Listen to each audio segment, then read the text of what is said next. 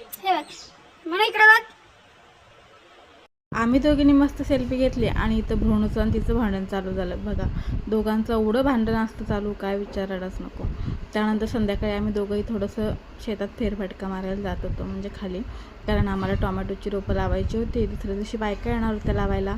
थोडंसं बघायला गेलो होतो खाली शेतामध्ये. इथं हे इलायचींचं झाड आणि ह्या झाडाला खूप भारी चिंचा पेकल्या होत्या. आणि तसं तर मला एवढं काही इच्छा नसते खायची कुठली गोष्ट, पण अहो म्हणाले दे इकडं काठी घेऊन ये, मी तुला काढून देतो.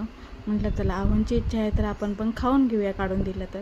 मस्त त्याने 4-5 चिंचा काढल्या आणि खरंच खूप भारी होते चिंचा.